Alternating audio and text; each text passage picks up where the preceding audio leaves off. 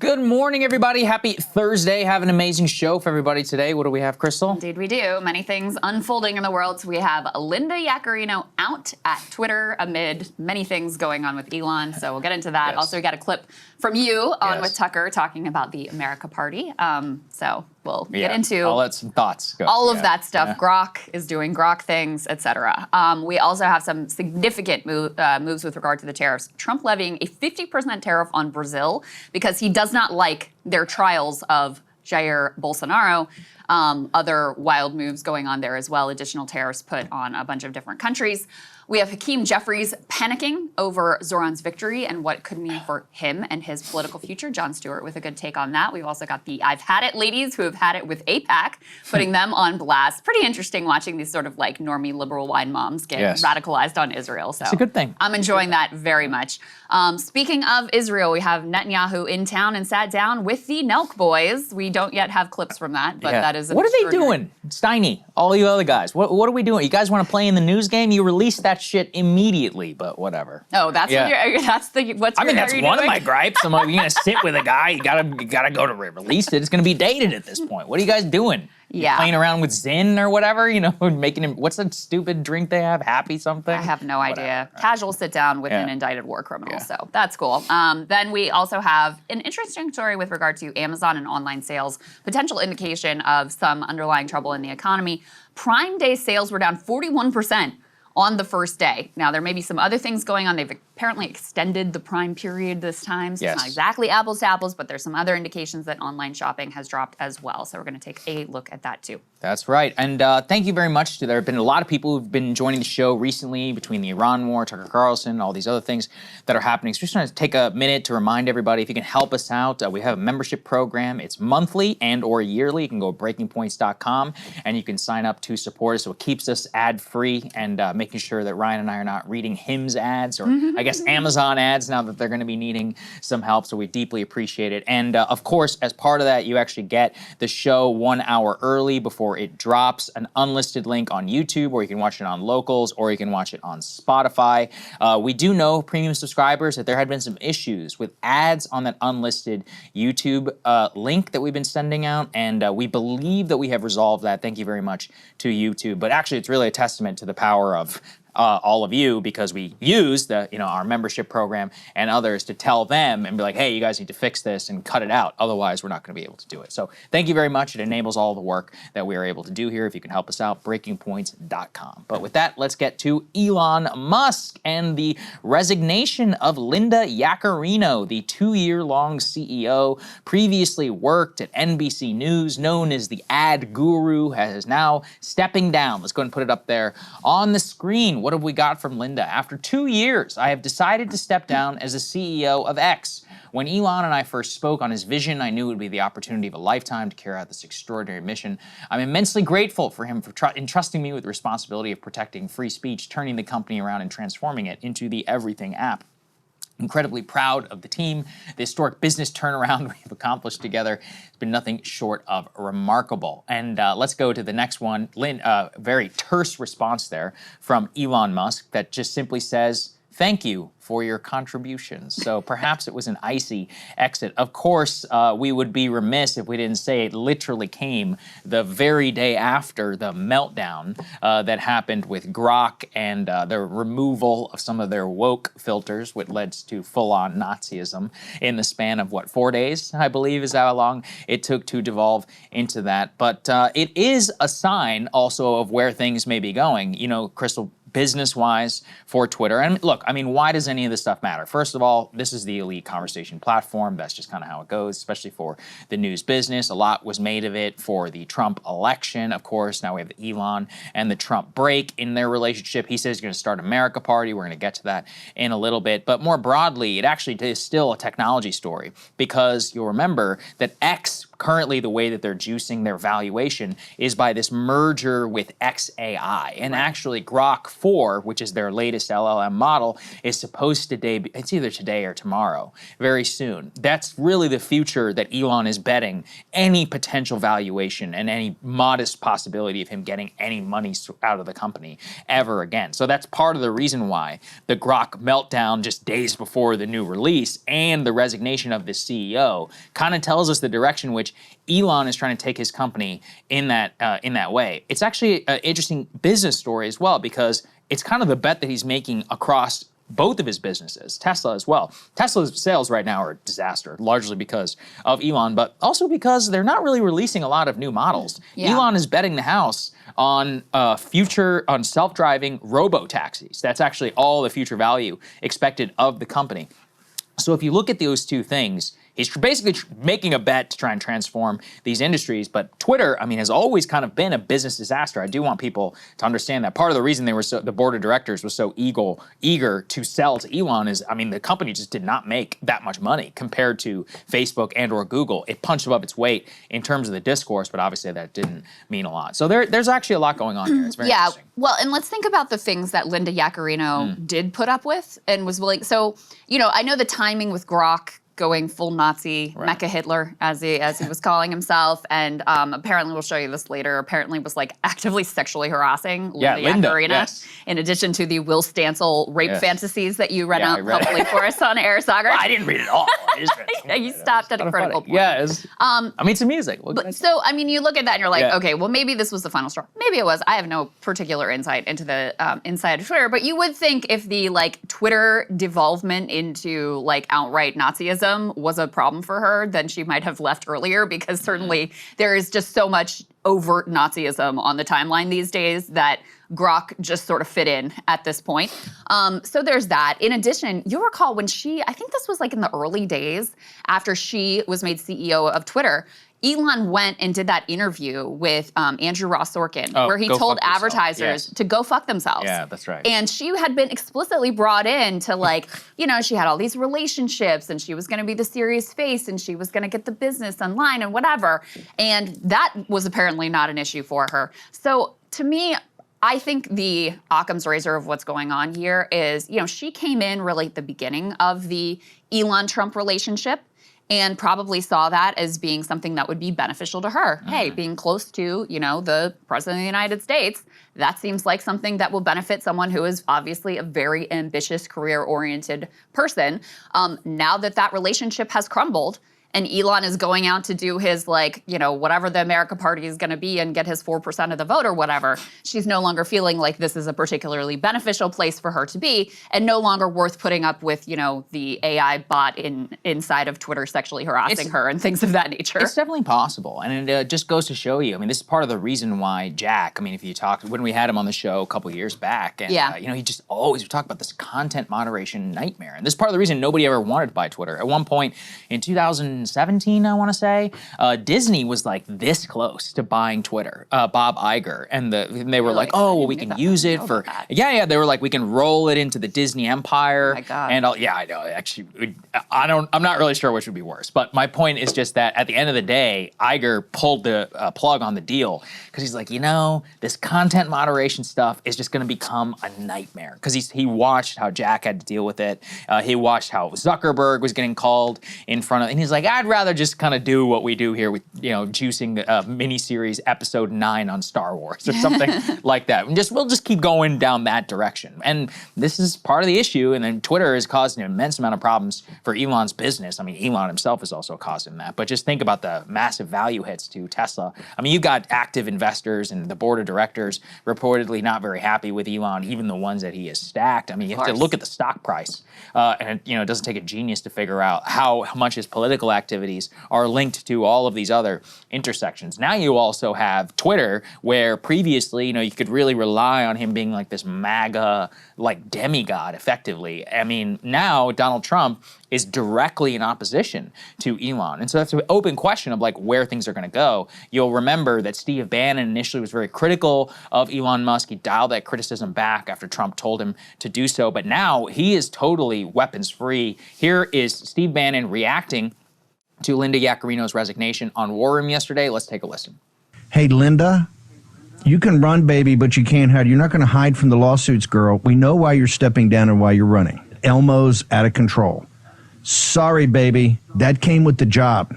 You took the job. You took the pay. You took the warrants. You took the stock options. You took all, the hundreds of millions of dollars you're going to make. No. If you can't keep Elmo in the nursery and keep him under control, you're going to pay a price. You are going to pay a price. It doesn't matter that you're resigning today, baby. The whole complete scam of Elmo is going to be taken apart brick by brick. All of it. You will be stunned at what you will find out. So, he's basically threatening Elon's business there. Of course, Trump did as well. All of this also kind of fits with this America Party thing, which I have a lot of thoughts on. It's a preposterous project. But, it fits with Elon's, schizophrenic political development now at this point. Nobody's really sure what the break was. I guess a lot of it stems from, personal grievances and him not getting his NASA head. By the way, we have an interim NASA head as of today. Is Sean Duffy, the Department of Transportation. Great. Very qualified for the job, of course. Yeah.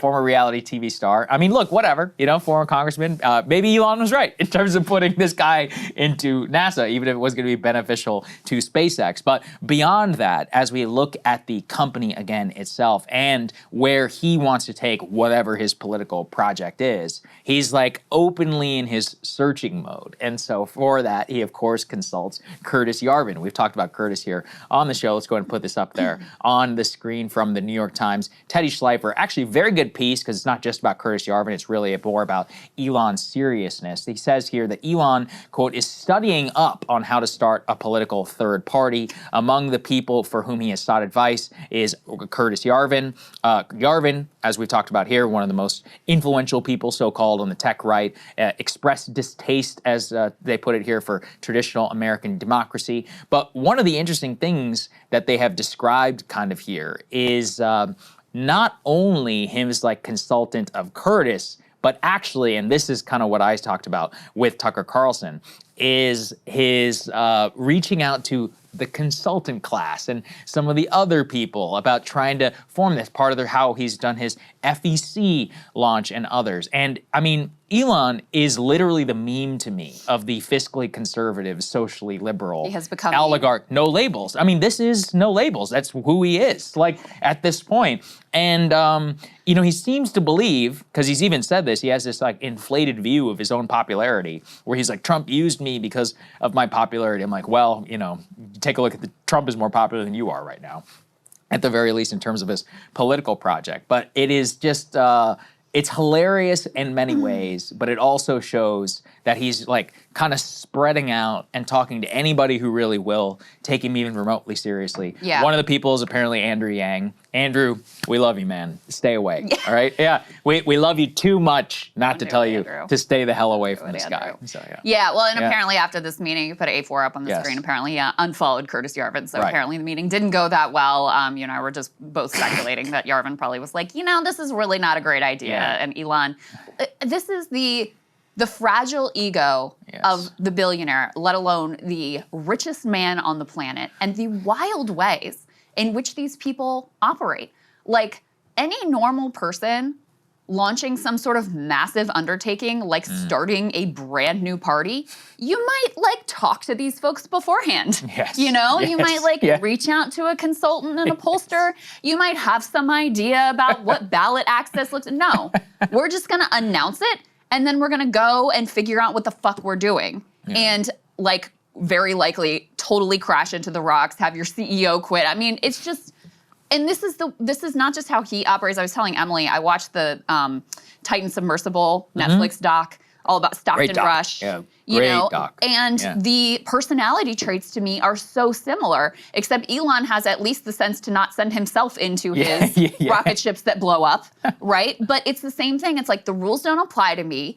it's this disconnect from reality where you think that just like the laws of physics and the universe don't even apply to you. You can just do things however you want. You surround yourself with yes men and women. So anyone who tells you, like Curtis Yarvin apparently did, something you don't want to hear, that's it. You unfollow them, you push them out of your life. And because you're a multi-billionaire, you know, you are surrounded by, there are plenty of people who want to be that sycophant and to exist in your circle and tell you whatever it is that you want to hear. I mean, this is why I think billionaires should not exist. I think they are inconsistent with democracy. I think we have had like a huge lesson in that, if there were ever any doubt before, because these people are not like us. The way they operate in the world, their complete disconnect from reality, it is not like us, and they do not have the same interests remotely. So, you know, the launch of this, haphazard launch of this America Party is just another example of that. And, you know, I think it's gonna be a mess. Obviously, I don't think it's gonna like supplant the Republican Party or whatever, but that doesn't mean that it can't also be impactful in a couple of Senate races or a couple of House races here and there, where maybe you're pulling a few percentage points and that's enough to shift. I mean, it could serve as a spoiler in a few races, and that could be significant given how tight the margins are in both the House and the Senate. It's possible if it even gets to that point. We should also, a big if, yeah. Yeah, it's a huge if. Let's put A6, please, up on the screen. This is from Kara Swisher, who is controversial figure, I guess, in the tech community, but you know, she has a lot of relationships. So anyway, here's what she says. I think this is the first time we've put a thread. Yeah, up that's on right. The this is the first time this is historic. Up here. The MechaH Hitler controversy was not it, by the way. I guess she sided with Trump over Musk. Also, without the Trump card, it was likely going to be hard to shake down advertisers with the threat of lawsuits. True. And finally, Threads is close to being as big as X, along with competitors like Blue Sky. I'm not so sure about that latter one there, Kara. And you know, I should say it could be possible because you and I, we use Twitter very differently, probably than the vast majority. News gathering and it's political conversation. And that is, you know, a big punch above the weight of where Twitter has. But there's a lot of other people who use Twitter for sports, you know, pop culture, memes, whatever. You know, apparently people who really like to watch reality TV like to go on Twitter and like, you know, live tweet and talk about stuff like that. So I could see how maybe it could be supplanted in that way. But as of right now in politics, like it doesn't exist. To the extent that there is a so-called competitor, it is Blue Sky. Even that I'm pretty skeptical of. Seems a bit more of like an echo chamber than anything. Maybe it's important intra-left, but that's not the same thing as being like, you know, broadly able to reach everybody. Anyway, put all this stuff together. That's where Elon is with a step down of the business. This is a big technology development. It is one which tells us a little bit about both him, where his so-called movement or whatever, and all of that is going, and we should keep an eye on it because he played a huge role in the election. You can't deny that. He spent $200 million, and if he does use Twitter, you know, I actually am curious for your take on the whole Grok thing because, you know, outside of, you know, the whole filter manipulation thing, I mean, that is a pretty naked view into how easy it is for them to put their, you know, thumb on the scale. And you can put it in whatever direction you want. It's terrifying. It is terrifying. Because it's like you just remove this filter or whatever, you change the algorithm, and then immediately, I mean, I'm sure you see this, there are a lot of people who, you should not do this, but who use Grok or any other LLMs as just like a verifier. They'll be like, hey, is this true? Something like that. And it will go and it'll be like, oh, okay, thank you. But they don't really go and check this stuff for themselves. And it's like, well, if it's that easy to get it to turn itself into MechaH Hitler after 4 days,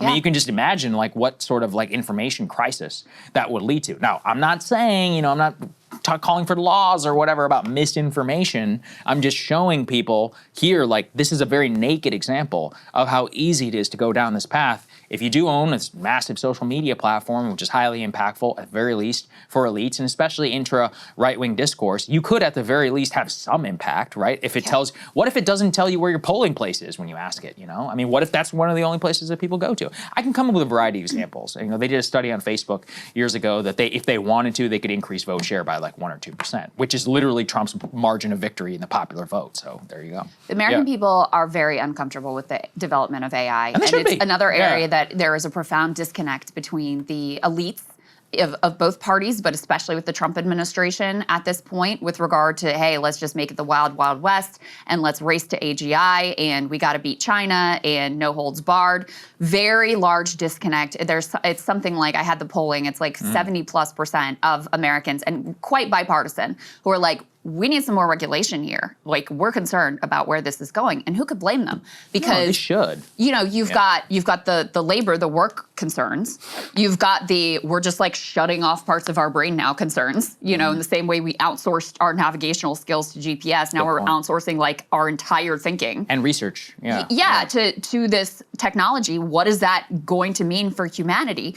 And then you have the more terrifying dystopian scenarios, which is like they changed a couple prompts in, you know, for Grok's instructions, and suddenly Grok is like, we should gas all the Jews. Right. I mean, that's what happened. And they're connecting this shit to killer robots, you know, via Palantir and these other defense tech companies.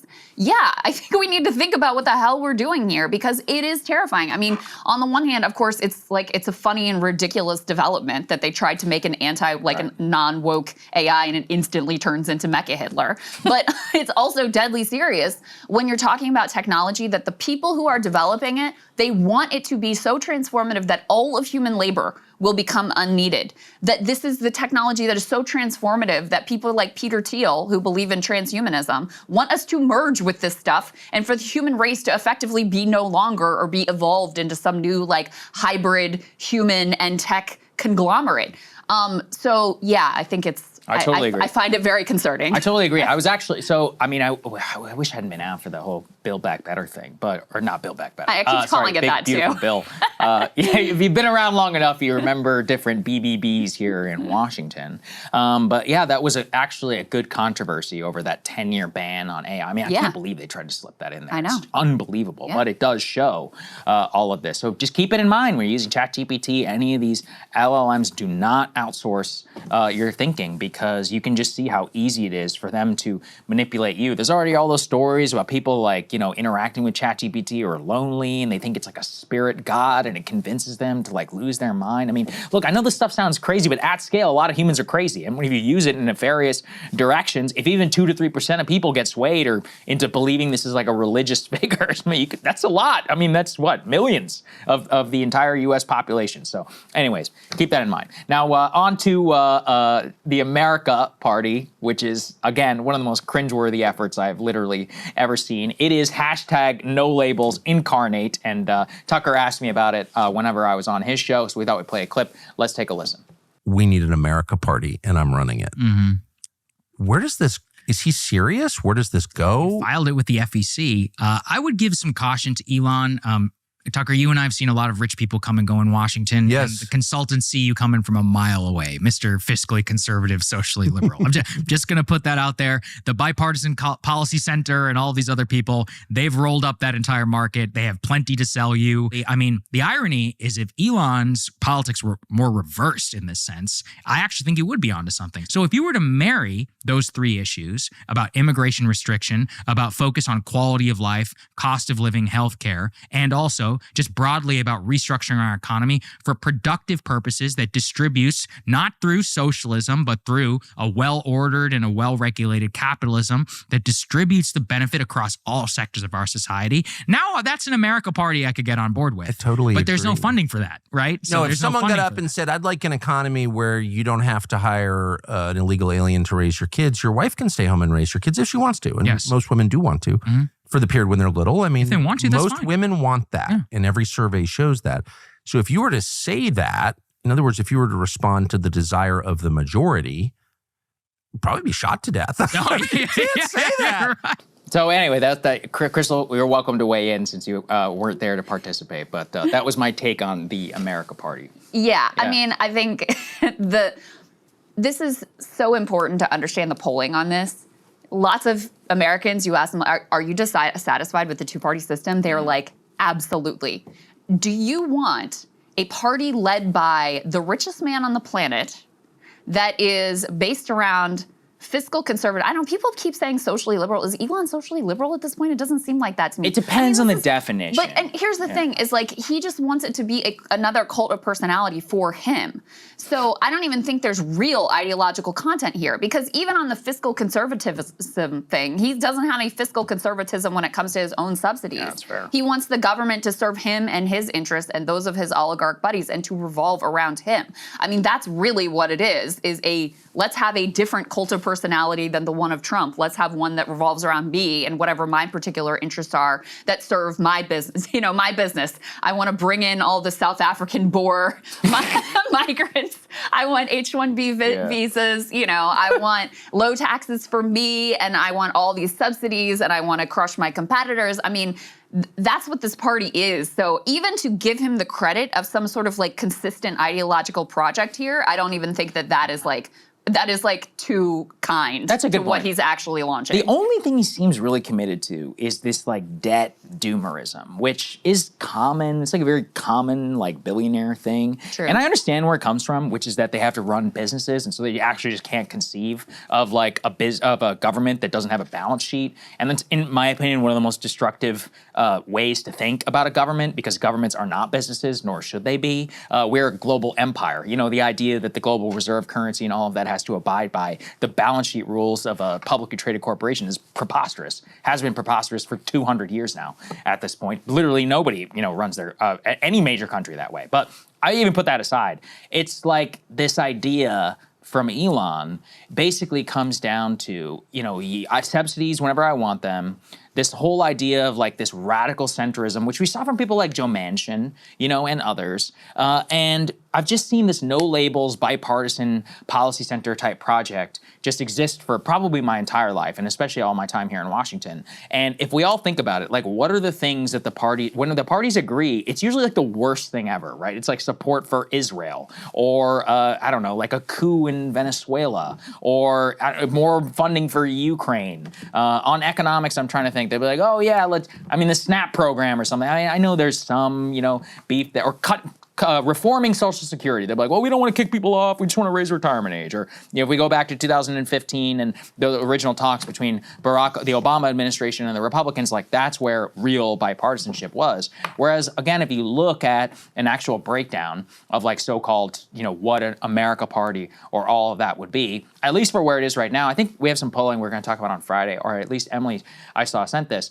It's like people, I think 57% or something of Americans describe themselves as, quote, economically liberal. Something like 60% describe themselves as like some sort of immigration restriction or agreeing with that. And then, the healthcare polling doesn't take a genius to go in to look at that. That's kind of where the real American middle is. But each one of those is kind of radical in its own way. And so if you were to call yourself like a, quote, radical centrist, that's where things would be. With Elon, you not only have the cult of personality aspect, in terms of the actual things that he believes, he's like a Javier Milei, like libertarian. It's like, this is not popular. Right. In America. Like, and by the way, there was a lot of talk initially about Argentina. Argentina right now is a disaster if people want to go and check it out. By the way, their birth rate is plummeting, thanks to, all right, there's a variety of reasons to that, but you can go and look just broadly at how people there societally are reacting. That this whatever disaster capitalism or whatever you want to call it does not seem to be working nearly as well as even whatever disaster was coming before it. But that's kind of Elon's solution to whatever whatever is wrong, what he thinks with the Republican Party is. Like, he's so concerned about the debt limit or whatever, but as you point out, this is a person who has gotten billions of dollars in government subsidies. Somebody did the math, I forget exactly what percentage or how the company would have even existed in the previously without being able to do so. It almost certainly would have died without Obama, significant government assistance. Tesla specifically, Obama really helped to rescue at a time that was very perilous for that company. Yeah, look, he's pissed off that he didn't get his NASA guy so he could get his goodies from the government. That was part of the breakup with Trump, right? So in terms of, these hardcore fiscal conservative principles, even that is a bit lacking when it comes to his own companies. But, on economics, they polled Zoran Mamdani's platform. Every single thing that he campaigned on, like his core promises, wildly popular, not just in New York City where it's even more popular, but with the entire public. I think the least popular one was like the free buses, and that was still polling at 59% or something like that. So those sorts of policies, when you're talking about economics, are the actual center of the American people. I just saw polling on Medicare for All. It's at like 59% support and something like 30%. I'm still skeptical on that. Something like 30% oppose. So, that's very different from what Elon is proposing. And again, what Elon is proposing is just a cult of personality of whatever it is that he's into that particular day. Harry Enton did a breakdown of some of the polling and why it can be misleading just to, take for granted, oh, there's so many Americans that are dissatisfied with the two-party system. But if you dig a level deeper, it gets much more complicated very quickly. Let's listen to that. What is the size of Elon Musk's base? Well, I calculate it to be about 4%, just 4%, 1, 2, 3, 4% of all voters. What is that base made up of? Well, it's those who view Elon Musk favorably and the GOP unfavorably. We're talking just about 4% of all voters out there, because it turns out most of the people who like Elon Musk already like the GOP already. That is, they already have a party for him. And we will note Americans with an unfavorable view, i.e. essentially that Musk starts off with far more against him than Ross Perot ever did. Americans with an unfavorable view of Ross Perot was only 14% back in 1992. Now, the vast majority of Americans are already against Elon Musk, 58%. So what we're essentially saying here is that Elon Musk is going to go into an electorate that already dislikes him, is already against him, while there were far more people who are open to the idea of a Ross Perot third party or independent candidacy as compared to an Elon Musk third party, in which the vast majority of Americans have already sided against the man. Since 1970, just 0.2% of all winners were either third party, independent, or write-in. We're only talking about 24 out of over 13,000 winners. The bottom line is third party, independents, they just don't succeed. Whew. Yeah, and there's a like, obviously we've talked about third parties and how impossible it is. The American political system is rigged against third parties. That is the way that it is set up, and so it is very difficult to succeed outside of these, edge cases. You're a Bernie Sanders in Vermont. You are, who still caucuses with the Democrats, right? Like Angus King. I just and came ran from as Maine. ran in the Democratic primary. Yeah, and the other thing that's actually interesting right now is if you were to go in the political landscape of where there's the most opportunity, Republicans are very happy with the Republican Party. Yes, that's right. Trump is, they love Trump. They're with him. They're happy with Trump as the leader of the Republican Party. They feel great. And now, so Elon obviously has aligned himself with the more conservative part of the political spectrum. Democrats, on the other hand, are disgusted with Democratic Party leadership, which is kind of a house of cards at this point. So even in terms of where you would locate yourself on the political spectrum, the whole thing is effed. And, just to take it back to his business interest, I think in a sense he's in real trouble, because if you think about SpaceX, now you got Sean Duffy in there. You'll remember that cabinet meeting where Elon was in there and got into it a little bit with— Oh yeah, that's right. Yeah, it was Sean Duffy. That's right. He did get that he publicly was like feuding with, and they clearly, so putting Sean Duffy in at NASA is like a direct kind of FU to Elon. So SpaceX is very dependent on federal government contracts.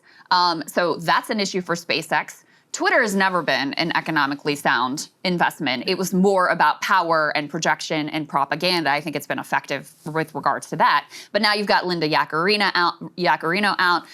The analysis from Kara Swisher that, like, hey, you're not going to have the threat of lawsuits through your alliance with Trump against advertisers. Anyway, I think that's an accurate point. So Twitter as a business prospect is just totally hosed. And Tesla is screwed. Like, Elon was such an important part of the Tesla brand. And now you have alternatives. In most of the world, there are many other and most, Chinese electric vehicles that are superior to Tesla that you have access to. Now, here we don't have those, but the major car companies are turning out EVs, and there are alternatives that are, at least close to, approximate to what Tesla is. You're losing the EV subsidies, from the One Big Beautiful Bill, which I think those should stay in place, but those are gone now. And your brand is now completely toxic with, like, the affluent liberals who were buying your car. And then the potential new market of, like, right-wing conservatives who love Trump and loved you, you've now tanked yourself with them with your war with Trump. Like, where is this going to go? And your product line is stale. Yeah. And you haven't been focused on actually delivering for consumers and creating a product that's, like, irresistible to people. The Cybertruck is one of the biggest vehicular busts in history. Mostly because of Elon, by the way. I genuinely think it's his fault, because it had a lot of hype whenever it initially came out. Apparently a bunch of, like, rental car agencies are buying them because they're so cheap. Hey, so it's got decent range. Honestly, it wouldn't be a bad thing to rent if you're on vacation. My daughter is telling me, she must have heard this on, like, YouTube shorts or something. She was like, don't be mad at everyone who's driving a Cybertruck, mommy, because they may have just rented it, like, been stuck with it from the rental car company. Smart, very smart. And hey, it's got some luggage storage. I might be checking that out the next time I have to rent a car, especially if they'll give me a discount. But I'll just put it like this, which is with Elon, the America Party, etc. And I know, I've broadly found people can get upset when we talk about the third parties in a denigrating way. Yeah. But look at Zoran. The guy won the Democratic primary. Look at Trump. The model is there, is you have to come in and kind of blow up an existing political party for your own purposes. The Democrats are in their 2014 moment. They are ready to be destroyed, yes. all right? Hakeem Jefferies is John Boehner. Schumer is... Schumer is like the perfect example of a leader who can easily be Eric Cantor knocked off. or Yeah, Eric something, Cantor. There's not like a direct comparison, but these guys are running scared and they're a joke. And the Democratic base is upset. You could never been more rife for a Trump moment than right now in the party. And if you look at the history of new political parties, it really takes like a singular issue to blow everything up. And a lot of people really forget that. I mean, you need like a slavery type issue to actually destroy a party. We don't have that right now.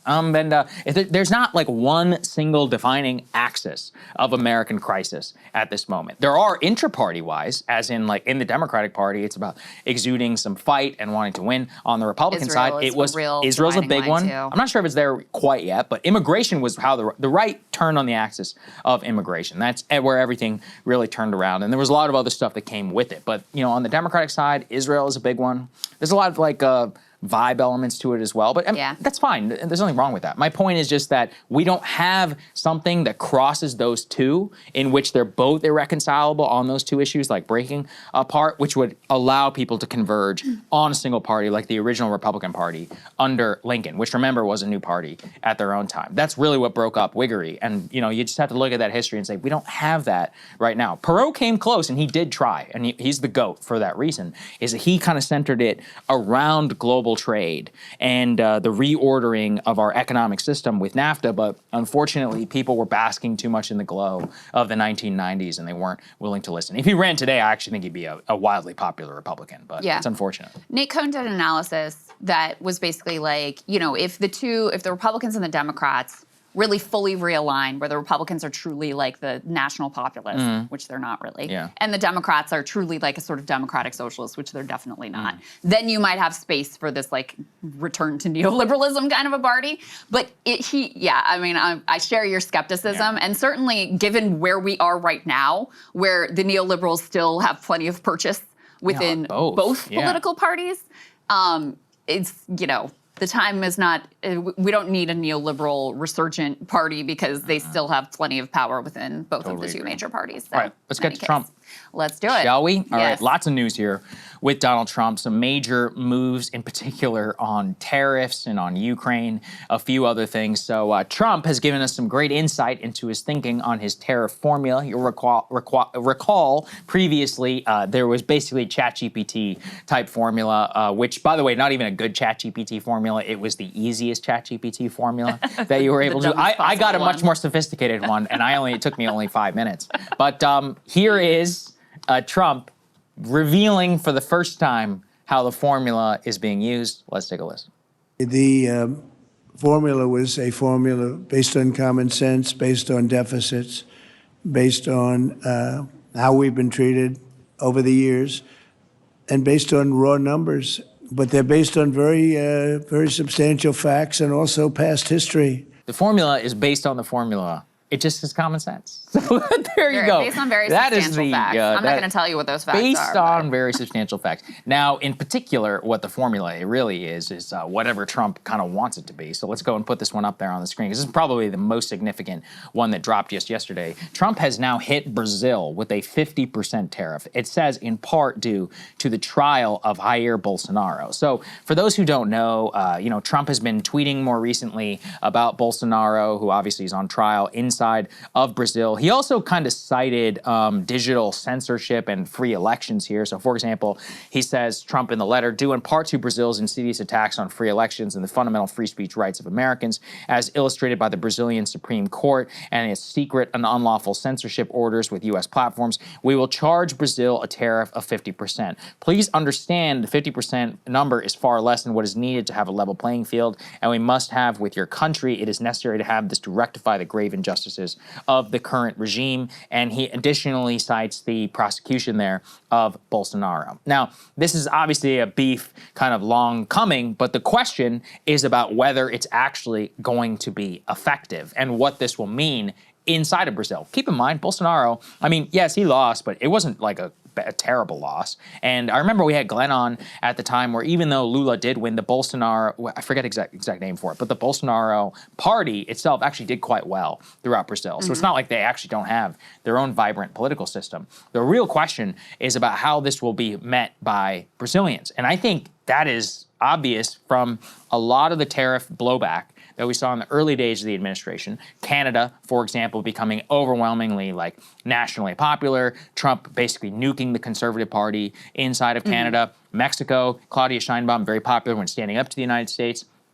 Japan, by the way, I just saw a statement from a senior Japanese official inside of the government for the LDP party who was like, Trump is a bad person or something like that. That is crazy. Like, they don't talk that way in internal Japanese politics. This is a very high-ranking person allied with the government. This is after we just hit them with their 25% tariff. Korea is also having similar kind of nationalist uprising. They're upset, obviously, about the way that they're being treated. So I think that the potential, the irony is that, well, yeah, I mean, I remember that social media case. It was outrageous. I don't know all the specifics around the Bolsonaro. I'm not an expert on the Brazilian legal system, and whatever they want to do, like, go for it. It's not particularly my business. But I think that the question about if we actually wanted to achieve these goals and what they would look like are open right now at a time where it wasn't that long ago we were very concerned that Brazil and Lula, because he is not, is much more of an internationalist figure, willing to speak out against the consensus on Gaza and also willing to do a lot of trade with China. This would seem like the perfect example of something that might actually put them in a different direction because China doesn't care at all about what they do with Bolsonaro. On Ukraine as well. Yeah, of course, yeah, that's right. I remember that. This is insane. It's insane. It's actually outrageous. Okay, first of all, this is a president who tells you he's America first, and the impact of putting 50% tariffs on Brazil is going to be higher prices on you. So effectively, he's putting a tax on you in order to help out his buddy in Brazil, okay? Number two, you don't have to know all the ins and the outs to know, as Saagar just said, like, they can do in their country what they want to do. Recall, this is also the man who went and gave a speech about how we weren't going to lecture other countries. We weren't going to enforce our own views on other countries and manipulate them. Yeah. I mean, and immediately he turns around and, does the complete opposite of that. 50% tariffs because he's mad that, Bolsonaro tried to do a coup and overthrow the election.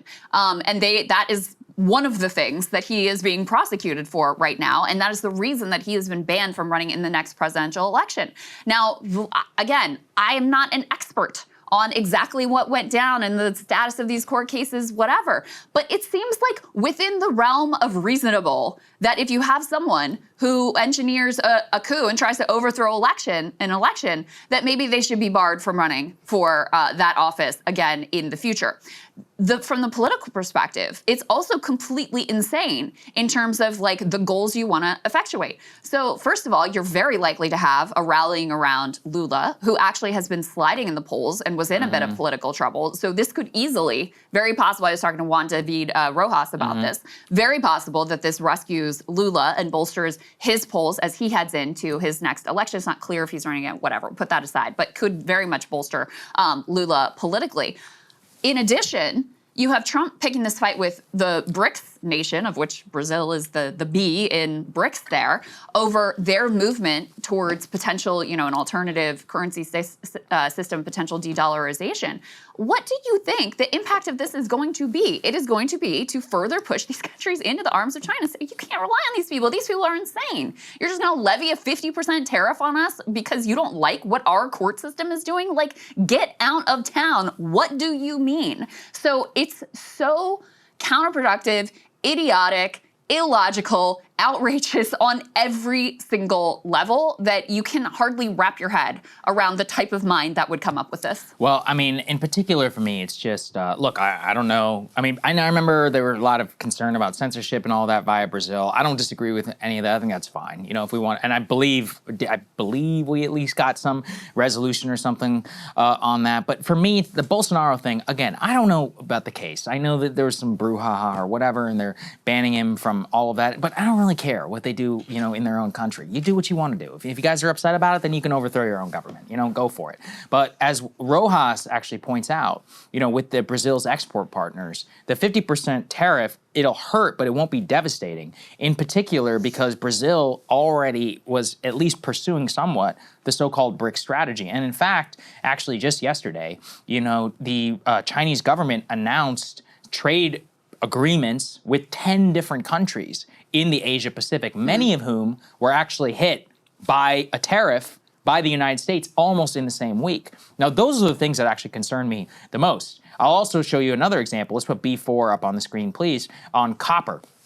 Trump says, quote, I am announcing a 50% tariff on copper effective August 1st, 2025, citing the national security reasons for semiconductors and all of these other, industries that are reliant on copper. Now, okay, listen, I think I said this yesterday. That's fine as long as we have a vibrant copper industry here in the U.S., and we're able to, spin up production, and we've given a bunch of tax credits to the copper industry. We didn't do any of that with the latest bill. That's the problem. And so, copper, Ryan said yesterday that this is a boon to all of the people who rip copper out of abandoned houses, which are AKA drug addicts, by the way. So congratulations to all the fentanyl addicts out there who are stealing copper off of job sites and other things. But if you pair that with where we are right now, it's probably just going to lead to a higher price. By the way, for home construction and all that, good luck, for renovators and other things. It's going to massively increase their overall supply. Let's also, can we put the next one up here? Because this fits with what I was talking about. The haphazard nature in which this is all going into effect. You can see here all of the different tariffs that were just announced by the president in the last 2 days. The Philippines, Brunei, Moldova, Japan, South Korea, Malaysia. I mean, a number of those countries I just listed just signed a trade agreement there with China. You've got Tunisia, Kazakhstan, Algeria, Iraq, Libya. Who even rules Libya, by the way? What business do we do? Bosnia, South Africa, Indonesia, Bangladesh, Serbia, Thailand, we should Cambodia. be paying Iraq reparations, not charging them tariffs. Yeah, Thailand, Cambodia, Myanmar, Laos. I mean, the thing is, again, let's just return, if we thought, to the original strategy, because I've been here around for the pivot to Asia for my entire time here in Washington. The idea is to take many of the countries I just listed, Laos, Cambodia, Thailand, Philippines, South Korea, Japan, Malaysia, and turn them into places where the United States can continue to do business in the Asia Pacific and move production out of China. This is specifically why Vietnam is such an important trading partner, and at the very least, we did sign some sort of trade agreement with them. There's a lot of problems with pass-through shipping, et cetera, and circumventing tariffs, which I totally understand, but that was the basic proposal. That's why it's just ridiculous to be hitting a 20% tariff on the Philippines or on Malaysia or South Korea, Japan, highly developed nations, which are traditionally very good friends here, with the United States, important production houses in their own right, and it's just contrary to any sort of moving away and outsourcing from China. It's just haphazard, and it's one that basically just fits with the whims of Trump himself. And the more that it's like that, the more likely, of course, America's likely to turn against tariffs because they can see that it has no real purpose. And the likelihood is to actually just vindicate all these neoliberals because the prices are just going to go up. We're going to talk about Amazon here in a little bit, but we're already seeing some precarious signs. It's funny, too. I've seen people be like, see, you should have trusted Trump's plan on tariffs all along. I'm like, guys, he backed down on the tariffs. That's the only reason why the economy is fine. Yeah. If they go back into effect, then all of the original doom scenarios will come true. Yeah. What are we doing here? No, it's insane. And Yeah. I just to go back to Brazil for one more moment. Who are we to be lecturing anyone about censorship at this point as well? I don't disagree with that. Who are we? We're kidnapping students off the street for a freaking op-ed. You think you have any moral high ground to stand on when it comes to censorship? Get out of here. So, and also, again, by the way, if they want to have different laws regarding that than we do, that is their right, and they get to work it out in their own democratic system, which seems to be actually functioning more effectively than ours does at this point. I don't know about that, but, It's total and complete insanity, the whole thing. It is so devastating to any sort of, any ideology which you and I both share of desiring industrial policy and thoughtful protectionism, like the copper thing on its own. If you had some strategic, okay, here's what we're going to do, and here's the policy and here's the, the subsidies that are going to help build this American industry. Okay, I'm open to that, but this is just insanity and chaos.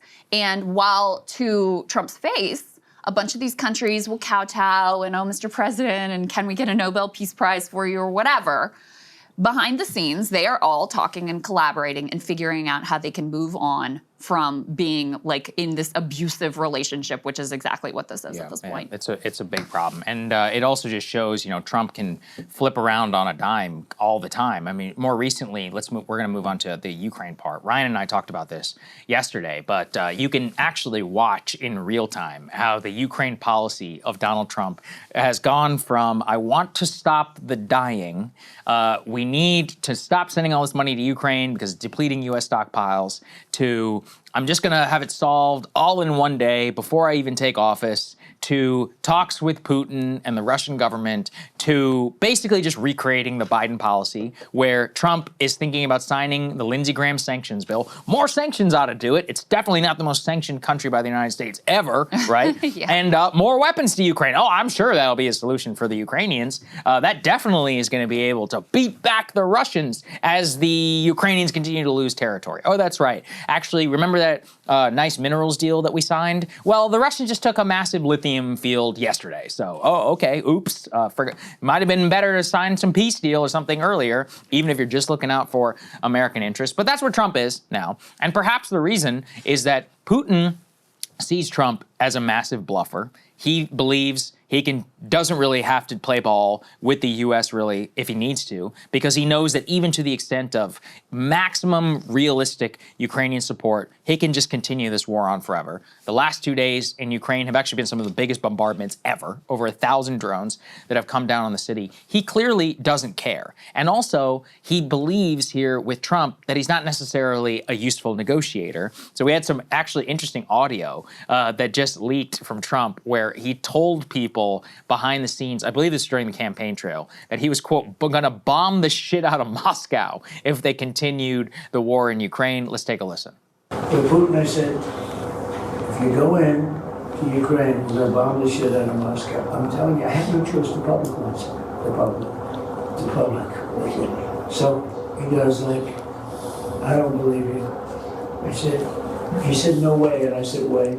And then he goes like, I don't believe you, but the truth is he believed me 10%. So that's what I told people behind the scenes. But, and this is the irony of this whole stooge and all of this. The reality of the situation is that Putin has a view, which has really just not changed. He's like, I want all of Ukraine. To the extent that I'm willing to talk, it's that we freeze things where they are right now. And the West is like, oh, well, we need a defense treaty and we need to say, and he's like, no, we're not doing any of that. My entire economy is around the war. You can either take it or I'm just going to continue the war, period, end of story. And we just seem to cycle back to the same ridiculous position that we have started in. It's just so ridiculous, in particular, after we just blew all this money on Israel and all of these weapon stockpiles. I don't know if you saw yesterday, we talked about with Ryan, 25% right now of the Patriot batteries, munitions that we need for U.S. plans are currently in stock. Trump is currently talking about sending them over to Ukraine. That would deplete us even more. Like, what are we doing? Especially after we blew a ton of them in the more recent Israel attacks. So it's just counter to any sort of coherent project around this thing. And here's Trump being asked yesterday, because of the chaos around the pause, which has now been restarted. Don't worry, everybody. The weapons are on their way to Ukraine. Here's what he had to say. Well, I haven't thought about it because we're looking at Ukraine right now and munitions, but I have not gone into it. If a decision was made, I will know. I'll be the first to know. In fact, most likely I'd give the order, but I haven't done that yet. So what he's talking about there is that originally there was a pause put into place to pause the weapons. Then Trump apparently, according to him, didn't know about it and came out and was like, oh no, actually we're going to restart it. But this just goes to show that, and part of the reason I would even defend any idea of a pause, because Crystal, doesn't that seem consistent with the policy set by the administration? Yeah. Why would the president need to approve this thing that he said he was going to do? Right. This was a basic framework of the Trump campaign and promises from the very first day. So of course that would be the policy. And because Trump is who he is, he's just switching things around all the time. And then this morning I see Rubio and Lavrov are meeting in Malaysia. So I'm like, who the hell knows? Yeah, well, did you see, I mean, this kind of fits with this idea of different factions of the administration are just sort of freelancing and not coordinating and not running things up the chain. There were 2 tracks to get a deal with Venezuela. Oh yeah, we talked about that yesterday. Oh, did you talk about that a little yesterday? bit, I missed it. Yeah. To try to secure the release of some American prisoners that are being held by the Venezuelans. And you had Marco Rubio offering one deal, and then Rick Grinnell offering a different deal that was a better deal, right, to the same guy. And so you're like, what is going on here, right? And so even though I think you're right that because Trump was so clear about like, we're going to do this, and I mean, maybe it's obviously much less clear, but I think there was a justified legitimacy to, the State Department, the Defense Department being like, okay, yeah, this is the policy, and so we're going to pause these weapons. At the same time, people do need to know what's going on. There needs to be some sort of coordination. And under Pete Hegseth, the Pentagon is a shit show. Like, it is a backbiting, messy, chaotic shit show. And I just don't think that there is any denying that at this point. And this is one instance where it sort of comes to the surface. Yeah. On the substance here with regard to Ukraine, and I think you and Ryan said something similar yesterday, like, having an ideology and a goal is going to be no ideology and no goal every day. Yeah. And you see the same thing with regard to the policy vis-a-vis Iran. Like, Trump is kind of all over there and doesn't really know what he wants, and one day he wants this, and one day he wants that. Bibi Netanyahu freaking knows what he wants. And so because he's going to be relentless in pushing for his objective, consistent with his ideology and his goal, eventually he's going to get it. And so, it's the same thing you see with Ukraine, like the Lindsey Grahams of the world, the Vladimir Zelensky's of the world, they know what they want. And they are going to continue to push it relentlessly until they get it. And I think Trump came in with just like a foolishly naive view of what it would take to resolve a conflict that is now very difficult to resolve. Even if you came in and you were focused on it and you were intelligent about it and you had a specific goal in mind of here's how we're going to resolve it, even under those circumstances, it would be very, very difficult. But he came in thinking he's just like, oh, I'm the great deal maker and we'll figure it out. And I have a great relationship with Putin. And so I trust him. We're going to be able to work it out. No, you're not. No, you're not. And so congratulations, America. Basically, you've got another forever war here. The most likely track is we're just going to continue shipping weapons bit by bit. And, it'll continue to be this sort of like grinding, intractable conflict over years and years and years. And the next president's going to inherit it. And they're just going to, like we did in Afghanistan, just sort of stop talking about it and have it be on the back burner and just persist in this policy that's, ongoing and horrific and it has this terrible human toll, because that is the path of least resistance. That is the path of least resistance. That's why we stayed in Afghanistan for so long, because the moment that you actually pull the plug on that conflict, look what happened to Joe Biden. His approval rating was destroyed and he never, ever recovered, because when you end in conflict, you have to reckon with the failures of that policy and what it meant to get us to that point. I totally agree. All right, let's move on to the Democrats. So in the wake of Zoran Mamdani's Democratic primary victory, you've got a number of establishment Democrats who are starting to sweat a little bit about a potential primary challenge from the left. Hakeem Jefferies was asked about this possibility for himself on CNN. Let's take a listen to what he had to say. I have no idea what these people are talking about. We are going to continue to focus our efforts as we did on the House floor in connection with Donald Trump's one big ugly bill on pushing back against the extremism that has been unleashed on the American people. It's just clear to us as members of the New York City delegation that the problem is Donald Trump and House Republicans. What do you mean by that? Are you being honest when you say you don't know why they're targeting you? What do you mean by that? You know why they're targeting you. Oh no, I'm not. I know why they're targeting me. And you know why they're targeting me. But I don't care that they're targeting. Well, so why don't you say it? You know why they're targeting you. I think they're targeting me because I'm pro-Israel. That's 100%. Yeah, that's the issue. So are you saying they're targeting you and all of these other individuals, Yvette Clarke, Hakeem Jefferies? I think I am specifically targeted because of my position on Israel. And by the way, he's been courageous on this issue, and he's had a backbone, and he has stood up to the wacko radicals in his party on this, and he deserves all the credit in the world for it. But that's why he's on the list, because these people have a burning hatred for Israel. It's one of their main pieces of their platform, and that's why they put him on the list, and it's terrible. So it started there with Hakeem Jefferies, and then to Richie Torres, who starts looking very uncomfortable as Scott Jennings starts singing his praise on CNN.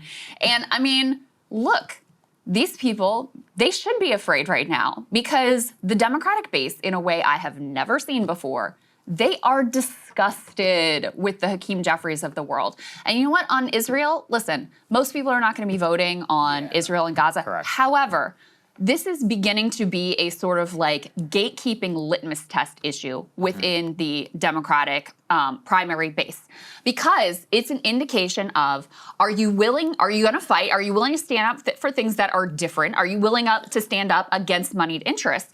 And do you have any like core principles that do you have basic humanity and any basic values that we can rely on? So yes, the fact that Richie Torres, who represents one of the poorer districts in the country, has spent so much time fixated on supporting a foreign country rather than trying to help out his own constituents in his own district, yeah, that is going to make you a target for a primary. And I very much suspect that he is going to face one. I think Hakeem Jefferies could as well. And I think both of them could potentially be very vulnerable here, specifically because of the way that the Democratic base has shifted in their view of their own establishment leaders. Yeah, that's actually the important point. The important point is that it's not about Israel per se. Although, you know, Ryan put this very eloquently yesterday about Epstein, and I think Israel has now become one of this. If you just repeat Epstein killed himself or any sort of establishment thing, people's baseline, it's not that they're voting on Epstein. They're like, yeah, I don't trust this guy. They're like, this guy is captured. And if you talk about Israel and like, our strongest allies, the most moral army in the world, people are like, I don't know about this. That's kind of how I think it has become. Nobody's voting on it. They're just like, that becomes an entree point through which you can assess what people think about all of these other things. That's how I would put it. And so to see Hakeem Jefferies then also fumble it in just such an immense way, both in terms of the way he's handled the bill, in the way that he handles the entire like opposition to Trump, in the way that the Democratic Party really wants, you are absolutely ripe for a major takeover. The question is like, what form does that take? I mean, you can correct me if I'm wrong. Isn't Jefferies like? I mean, most of these districts, they're like heavily gerrymandered. It's gonna be pretty tough to actually get yourself a real primary. That would be you could successful. get a real primary. Oh, okay. Yeah. I'm not quite sure. Richie Torres is. I have to look at Hakeem Jefferies. Richie Torres' district in particular, Zoran won. Right. And I think he won Hakeem Jefferies' district as well. Okay. But I'd have to double check on that one. And I know he won Dan Goldman's district, which is like a lower Manhattan district as well. So I don't know if you've followed this. Richie Torres, since Zoran's victory, man, has he done a 180. He stopped Israel posting. He'll only occasionally now post about Israel, whereas previously it was like every other tweet is about Israel, you know. He put up this video that he quickly took down because I think it was such an embarrassing attempted copy of what Zoran was doing, like the man on the street thing. And he's just getting like ripped apart, so he deleted it. He has gone to bat for Zoran in the context of saying this, you know, these Islamophobic attacks on him are unacceptable. So he definitely recognizes that he has an issue and that he has a vulnerability. Hakeem Jefferies, I mean, he's like so risless that it's astonishing. He is the biggest black hole of charisma I think I've ever seen in my entire life. I was watching his appearance on The View the other day just to see if there was like anything interesting there that we might want to cover. And the way he talks, he does all these like disconnected hand motions while he's talking that you can clearly see some consultant was like, this is the way to like punch up your presentation and you need to be more, you need to like, you need to enunciate more, you need to use your hands, you need to be more energetic. And it just comes off like he's like a traffic cop or, you know, trying just very robotic. So for Richie Torres, the focus on Israel, he's right. It's a problem for him. It is a problem. When you have a huge gulf of a disconnect between where Democratic leadership is and where the Democratic base is on Israel, yes, that's an issue for you. No doubt about it.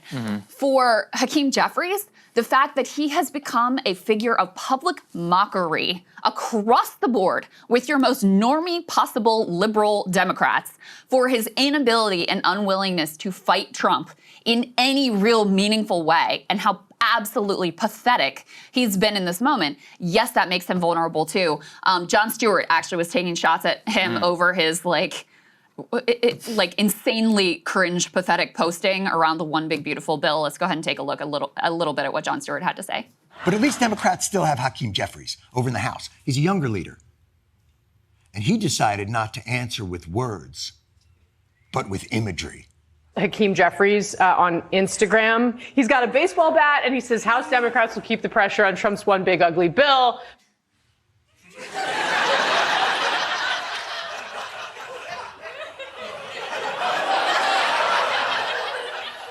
Hakeem Jefferies Jefferies answered with imagery that sends a clear message to Republicans that Hakeem Jefferies and the Democrats are waiting for their moms to pick them up from T-ball.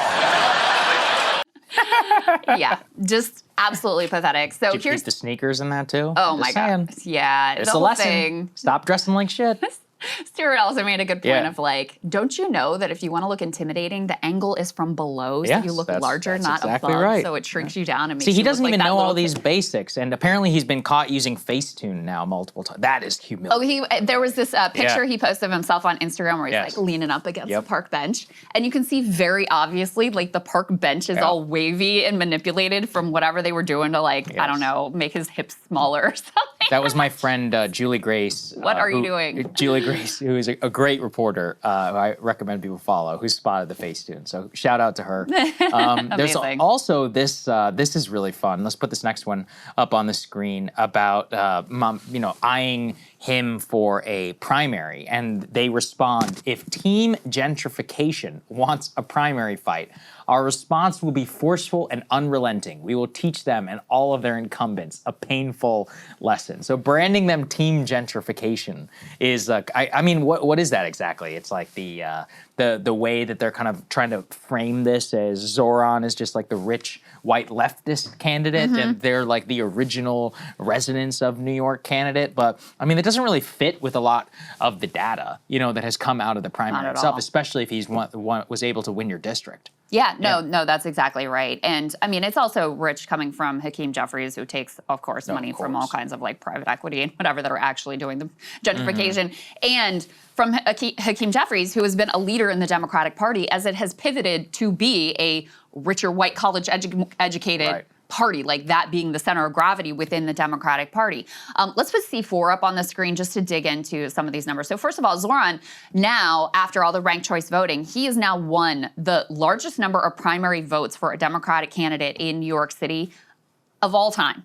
Now, it is a little bit different because this ranked choice voting now wasn't before, blah, blah, blah. But that is still a really significant accomplishment. You don't do that by just winning what they call the commie corridor. He made huge inroads into some of the, hardcore Cuomo base. And now keep this up on the screen. This is polling for if you, if all 5 candidates stay in the race through the general, this is what it ultimately looks like. And you've got Zoran winning, most every constituency. You have him winning white voters, black voters, Latino voters, Asian voters, college educated. Cuomo does beat him among non-college by about 3 points. But you can't look at this and say, oh, this is just wealthy white people gentrifiers. Like, that is a preposterous way of view. He's winning Latino voters by 21 points. And, there's been so much analysis about why left-wing candidates struggle with the black Democratic base.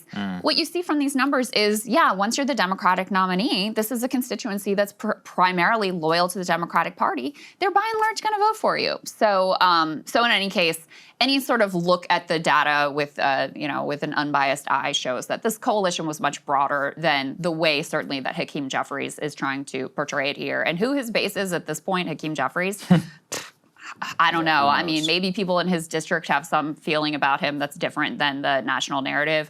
I'm sure it will not be easy to unseat him, but I'm sure he has to be nervous. And, if he has any sense whatsoever, he has to be nervous because he truly is a primary target. And, last thing here before we get to the I've had it, ladies, it's so crazy to me that you have this guy. You have the Democratic Party doing all this soul searching. Oh my God, how do we appeal to young people again? How do we get the bros back? And how do we get excitement back into this party and make people trust us?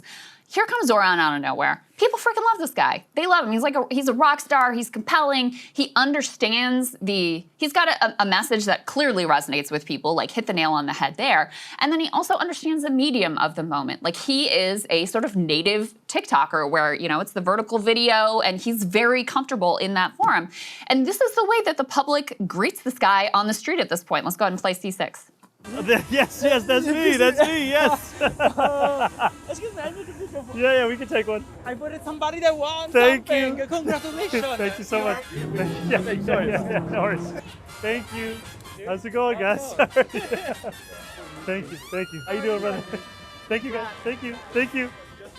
Thank you, my man. I appreciate you. Thank you. Can I take one too? Yeah, for sure. Hi. Assalamu alaikum. How are you? think she's coming. Thank you. I voted for you. Yo voté por ti. So here you have this guy who is a true star, and the instinct of the Democratic Party establishment is like, what can we do to destroy him? Yeah, I mean, Tells you so much about the party. Look, I respect a renegade when they are there, and I can see and recognize somebody who's got genuinely political talent. But you know, that's what makes him vulnerable, because that's ultimately why he was there in the first place. It does look a lot better for him than in the initial days. I think he's going to win. I do. I do too. I don't think he's. I don't see. I mean, Adams is. It's possible. It's the only possible, but he has a very low approval rating. People are so delusional about Eric Adams. Yeah. Eric Adams has a 20% approval that's what I was rating saying. in the city of New York. Right. It is the lowest mayoral approval in the history of that city. Like, even if, in fact, I actually think Cuomo is probably the stronger candidate against Zoran if you are, in the Bill Ackman camp of like, let's clear out the rest of the field. These guys all hate each other. They're not looking out to get out of the way of one another in order to be able to win. And Sliwa's going to pull his like 18% or whatever of the vote. I mean, I don't know. It's certainly possible they'll be able to take him out, but also if you look, Zoran has much higher favorability than any of these other candidates do. That makes a lot of sense. He's getting all the union backing at this point. Yes, like I saw there is a consolidation of sort of like those sorts of power bases within the city behind him, which is also going to make him very difficult to beat at this point. Definitely. All right. All right, let's go and get to the I've Had It ladies who I am loving. So Emily educated me on, what's the name of their Bravo reality show? Sweet Home. So they came from the Bravo world. Emily calls it was like this hick lib show. She absolutely hated They're it. Sweet Home, Oklahoma. Yeah, and they still live in Oklahoma. And they now do this political podcast. And I've sort of watched over time as they have gone from just being like very wine mom resistance to being sort of increasingly radicalized. And I think that they are representative of something that is happening in the Democratic base. And it fits certainly in with what's going on with Zoran. But watch them go in on the politicians the New York politicians who have not gotten behind Zoran, and then putting up, they go to the AIPAC tracker and they put up all the money that all of these politicians are getting from the AIPAC, and pointing to that as the reason why they won't support Zoran Mamdani. Let's go ahead and take a listen to this. Representative Laura Gillen, $94,905. Representative Adriano Espialat, I'm butchering his last name, $202,000. Representative Tom Swazi, $312,000. Representative Dan Goldman, $366,000. Representative Gregory Meeks, $690,000. Representative Grace Ming, $619,000. Senator Kirsten Gillibrand, almost $1 million, coming in at $997,000. And I will remind you that she engaged in Islamophobic attacks on this mayoral candidate and didn't defend Islamophobia, yet is so quick to call out anybody as being anti-Semitic. And that's the thing in this, is that we can speak out against the provocations and the war crimes of the Israeli government, and they don't get to hold us hostage and tell us we're anti-Semitic. That's bullshit, and don't fall into that trap. Next up, Representative Richie Torres, $1.5 million. Senator Chuck Schumer, $1.7 million. Hakeem Jefferies, $1.7 million. Representative George Latimer, $19 million. So this is the kind of lady, Saagar, who definitely would have been a Hillary Clinton in the Bernie versus Hillary. Yeah, definitely would have been Hillary. The allegations of anti-Semitism in a previous moment definitely would have cowed them, where we can't say that, we can't talk about that, whatever. And now here she is, like, this is bullshit, your weaponization of anti-Semitism. Here's Kirsten Gillibrand taking $1 million from AIPAC, like, screw all of these people. And I was telling you, I listened to actually this whole episode of them talking about AIPAC and talking about Hakeem Jefferies and Zoran Mamdani, et cetera. And it was really clear that the language around Israel and Palestine, like, they're not fluent in the language. Totally. And, there's all these tripwires of how to talk about, is it the IDF or is it the IOF and the occupation, like all this stuff, right? The language and the vernacular and the history, et cetera. And these are also the type of people that, because they didn't feel like they were experts on the conflict, previously would have just said, it must be complicated, I'm just going to stay out of it. No more. Like, she was perfectly willing to take a position, call it out, and say, we're not standing for the murder of these babies, and you all need to get on board.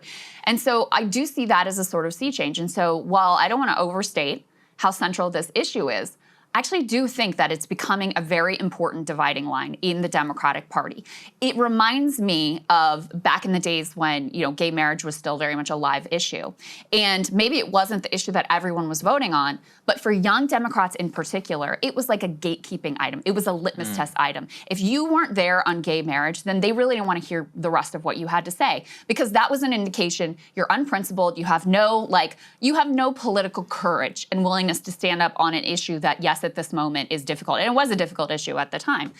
Gaza has become that issue in the Democratic primary. I do think it's going to be very important in 2028, because you just can't persist with such a massive gulf between where the Democratic base is on something that is very emotional and visceral versus where the Democratic leadership is. And so that's why I think these ladies are a very important indication of the radicalization, the shift that has happened in the Democratic base on this issue, but that, then dovetails into, well, who then is she aligning herself with? Zoran Mamdani, one of the furthest left characters in the party on fighting Trump.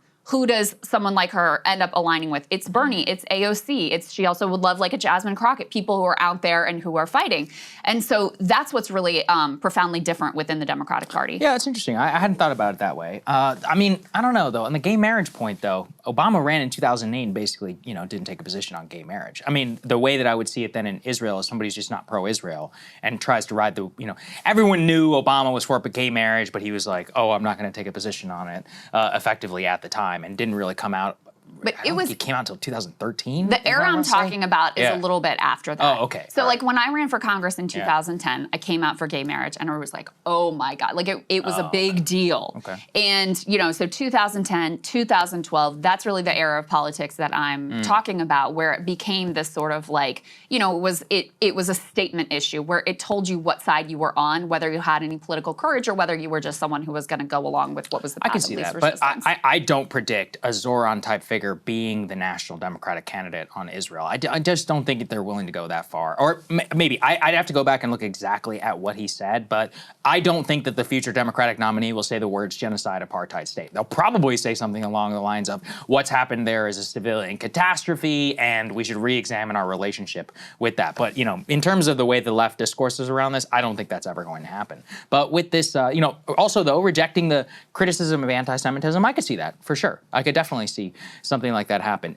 With these women, yeah, it's interesting in terms of the way that the Israel relationship and all of that is being re-examined by the political base. And that, the only reason it's kind of an interesting idea is to the extent of like how, quote, she wants to fight on all of this. I'm still a bit skeptical. I mean, I wasn't here whenever didn't she do some trans thing with her and Rahm Emanuel? So I'm like, well, it's like I'm still seeing a lot of these like toxic cultural left elements with these like suburban wine moms. I just don't think that's particularly like going to go anywhere. I mean, it may be nice, to go viral online, but like I don't see that, being resurrected as a major political issue or some sort of litmus test, like that in the future. I don't disagree that, you should, quote, abandoning principles or whatever should be happening on the stage, but I don't see the same vernacular around the way that she may want to talk about these types of things being talked about on the Democratic stage in the future. So it's probably like a marriage of the two on Israel, immigration, and any cultural issues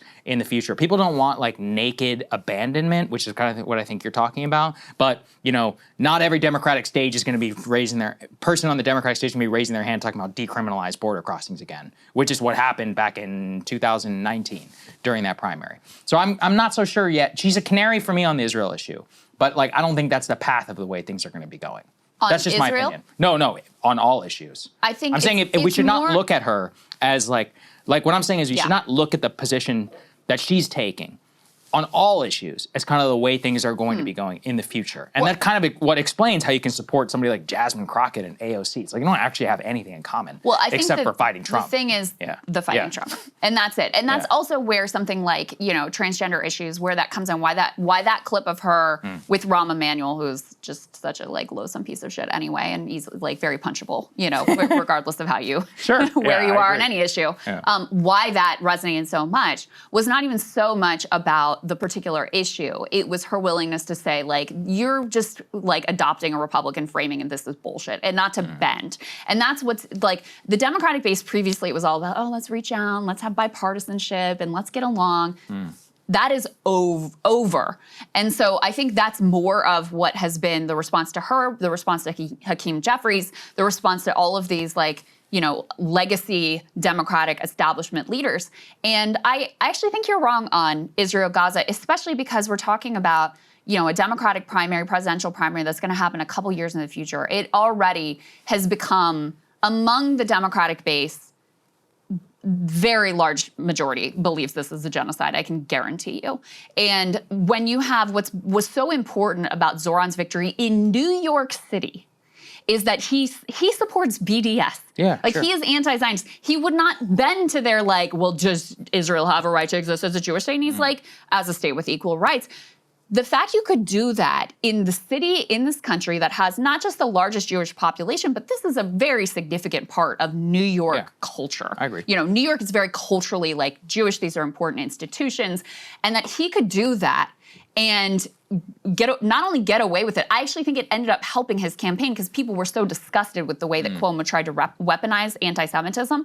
That is going to be a signal to so many Democrats who are looking at how far they can, what they can say, how far they can go on this issue. And if AIPAC's already against you, like, what are you gonna, you know, what more can you throw at these people? So I do think there is going to be a sea change on this issue in the Democratic Party because you cannot sustain a situation where 80% of your base feels one way and all of the Democratic leaders basically feel a totally different way. I'm totally willing to be wrong. Yeah. I just think policy-wise, I don't think we're all that different. Like, I think the policy is going to be very different. But in terms of the way that they talk about it, I do think they're probably going to settle on some sort of middle ground issue. I mean, even Zoran, like, he doesn't talk genocide. Like, even whenever he justifies BDS, he talks about it in the terms of like equal rights. It seems more like a moderate framing where if you're in the know, you're like, oh shit, that's actually quite radical, at least for our current political project. That's the way I could see it becoming something at a major political level, which is undeniable. I agree. To be clear, like I think that's a good thing. I wish that all politicians would speak that way, but I think it would be more politically accessible, and also why it made the attacks on Zoran as anti-Semitic so preposterous. Because if you talk about it moderately and you're like, yeah, it's a state with equal rights, people are like, well, yeah, I mean, what's wrong with that? How can you disagree with that? How could you be against that? Equal rights now? Or BDS, it's like, yeah, you know, we should be able to boycott or divest and not have laws on the books for any country, to anybody who we think is Saagar, human rights. He had a whole news cycle about his defense of globalize the Intifada. I remember. Yeah. You know, like, I mean, he did say the things. Like, he didn't center his campaign around that, but because those were all the attacks that were incoming, it became a very significant part of the campaign. You remember going on Colbert and like getting asked, all was that crazy. shit. So, in any case, let me just play you one more clip of the I've Had It ladies talking about Hakeem Jefferies, because I think this is interesting as well, again, as a signpost of how disgusted the normie, liberal, Democratic base is with their own leaders at this point. This is very different from previous eras in the Democratic Party. Let's take a listen. First of all, he has addressed the rise of anti-Semitism, and it's not performative. It's very, very real. And he understands that it's real, and he has the endorsement of other Jewish politicians that aren't propagandized by a corrupt Israeli government. This was your moment, Hakeem, to also stand up against Islamophobia, because here's the thing about human rights, you guys. You don't get to cherry pick. If you're against anti-Semitism, then you have to be against Islamophobia, homophobia, racism, and down the line, also class warfare. And so this kind of cherry picking, because of who donates to Hakeem Jefferies, AIPAC donates to Hakeem Jefferies. The people who preach against anti-Semitism should be joining Zoran Mandami and standing up against the Islamophobic attacks on him. He has not said anything disparaging about Jewish people. He stands with them in solidarity. And this type of crap is so disgusting to me. And it is a cancer within the Democratic Party. We lost these last two elections to an idiot because of these centrist policies, and you're being beholden to special interests. And by God, it's not going to happen again. You can either be a part of the problem or a part of the solution. When we can clearly see with our eyes and clearly hear with our ears exactly what's happening with Israel and Gaza, we're not fucking stupid. Your base is smarter, and y'all are going to have to adapt or get the fuck out. I don't know. I love this lady. I love this lady. I'll confess, I don't get it. You know, it's not for me. Is the only way I would put it. What do you disagree with it though? She's going in. She's cooking. Oh, the Democrats lost because of centrist Yes. Yes, yeah, that's right. It was a centrist policy to offer free Medicare to a bunch of illegal immigrants. With Liz that was Cheney brilliant, and a brilliant Mark Cuban, idea. the running around. I mean, Okay, this is listen, I understand that's the nice leftist critique. It's true. Kamala was never doing better than when she was talking about price gouging, and she was getting attacked for price controls. Okay, well, you could cherry pick that as on if we want to ignore some of the border crossing stuff that she was Bernie complicit in. Sanders is the most popular politician in the country. Okay, again, we will see in the future. If a Democrat runs and wins on decriminalized border crossings and amnesty for everybody and bringing Leah Thomas and all those other people back, I will happily eat my words. I do not think that's ever going to happen. You're idiots if you think that it is, But there's personally. but there's a difference between economic and cultural. Like the reason, but you can't ignore that. That's why the it's so reason that important. Bernie is so popular, and the reason Zoran is so popular, the reason AOC's popularity is very high now at this point, is because they have focused in on these economic issues, and because they freaking stand for something. I mean, that's the thing. Is like, I think so much of the issue by issue checklist is the wrong way to look at politics. I don't disagree People with you, liked to be Zoran because he stood for something and he was willing to fight for it, even when it was uncomfortable and even when it was like, oh my God, you're going to get attacked over that. And that's what Trump understood. I mean, Trump is doing all kinds of stuff that is so unpopular, ran all kinds of stuff that is so unpopular, like pardoning the J6 rioters, polls at like 2%. Yeah, but that wasn't a central But issue. why does he get away with it? He gets away with it because people get the feeling, oh, he stands for something. Now, it's kind of bullshit because he's, whatever, we could put that aside.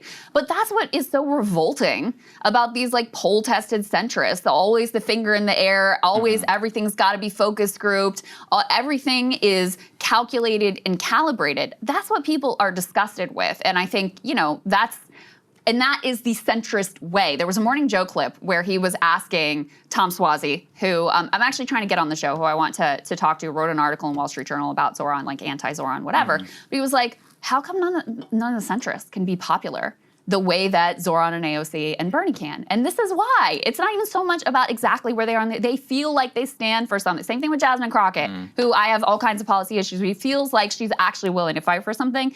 And that's what I'm talking about with the Democratic I don't base. disagree with a word you said about that. I just think we should not overread it into being like, no, actually, like trans swimmers or whatever is popular. And But is that what, I just think that's not what Zoran ran on. No, I agree. That's smart, right? Mr. Zoran, who was wearing a shalwar kameez, pointing his middle finger up at Christopher Columbus in 2020, and Mr. Defund the Police put a suit on and stopped acting like an idiot. And I think that's actually a smart takeaway for a lot of future aspiring left politicians, is being a moron, Twitch poster or whatever, and acting like that is actually not the way to get elected. Now, you can not disavow that. I think that's fine. Most people, you shouldn't, because then you look weak. But the emphasis on issues is actually pretty important, while it's still, supposedly standing for something. And I just think misreading kind of where that goes is an important probably lesson for the left. Like, John Fetterman was held up as this like leftist, like look where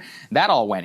This idea of like dirtbagism. Yeah, he's like he's like literally brain damaged. No, and totally changed don't his disagree, ideology, Saagar. Okay, but if he's Zoran, not the same person at all. Right, but he was celebrated for this like dirtbag identity, and it's like, no, the most popular left politician in the country put a suit on, acted like a normal guy, and spoke in very accessible language, specifically around economic issues. Also, while not disavowing his ridiculous left past. That's an important lesson, and I think that also fits with how renegade politicians should actually look and act in the future. That's all I'm saying. I'm just saying with this woman, or this whole what's left thing, I could see how that could also be read in completely the wrong direction by a lot of people who are trying to run for office, when, in my opinion, Zoran, by looking and acting and speaking in a reasonable way, which are in some ways called unreasonable policies, made it so that he could become elected. I would also point out to Bernie, Bernie believes some really crazy shit, but he speaks in a different way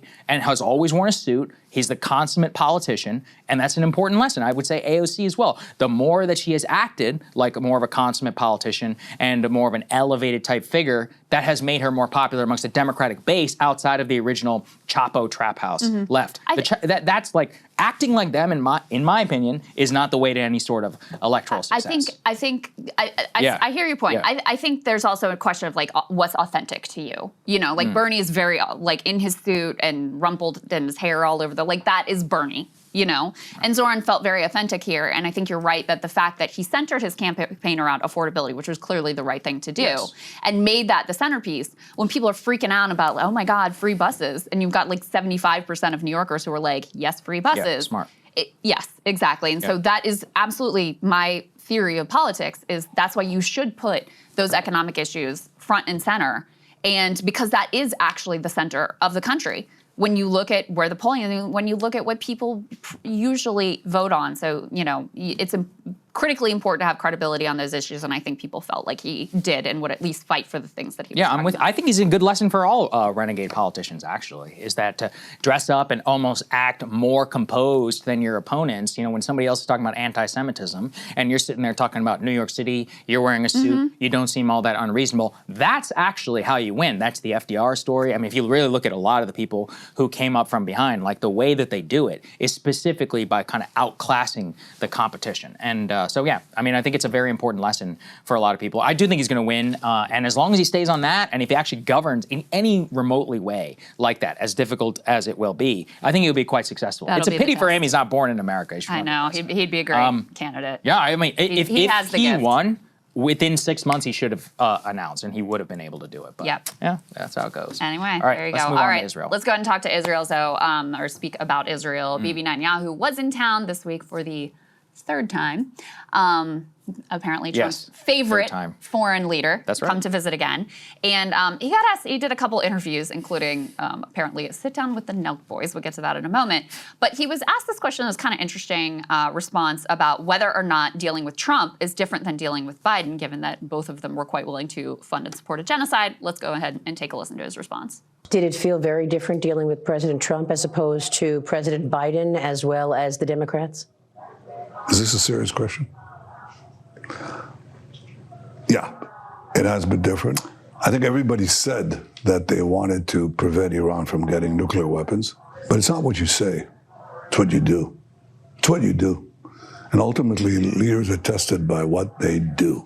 And at this point, I think it's fair to say Trump has been different from Biden because Bibi wanted that attack on Iran under Biden, and he got it with Trump. So he has gotten more of what he wanted at this point under Donald Trump, and which is why he, nominated him for the Nobel Peace Prize. Yes, Saagar. definitely. Well, I mean, it's all just a matter of gradations, right? Like Biden basically backed him to the hilt and always said, I disagree with him privately, but bear hugged him in public. Bibi at the same time is trying to recapture, the Trump base and MAGA. Let's put this next one up on the screen. Apparently, we mentioned this. He chatted with the Nelk boys. Again, I'm calling on the Nelk boys to release their episode immediately. We can't just be having world leaders on and not release it. And also, hopefully asked him maybe an interesting question or two. I actually do think this could be a problem for the Nelk boys, because if they just let Bibi come on and blabber, I think that would be a misreading of YouTube and of young Republicans. That's just me. True. That's my opinion. But they're probably going to just let him. No, I'm saying. Yeah. Obviously. Right? I mean, I'm not a Nelk boys consumer. By the way, neither am I, But just to be clear. My understanding is they just sort of shoot the shit. Yeah, they I'm not mostly shoot the expecting shit. an adversarial interview. They had Trump on, I remember, they were one of the first people to ever have Trump on. He talked for 3 hours, and it was a very stupid conversation. But what they don't seem to understand is if you look at every prominent right-wing YouTube creator, the vast majority are going to have a very different take on Israel than a traditional GOP politician. I can think of 2 exceptions, which are Ben Shapiro. I'll let that one Whose speak for itself. popularity has fallen off, by the way. Well, I mean, look, he's still a big show. We got to give it to him. He's one of the top 10 political podcasts. I'm not going to sit here and say he's a nobody, but he's got some competition. Dave Rubin. Those 2, that's basically it. Popularity has also fallen off. That one is obvious. But pretty much, if you look at the biggest ones, Tucker Carlson, I was just there. He let me go off on Israel. He basically agreed with me on everything. Candace, Tim Pool.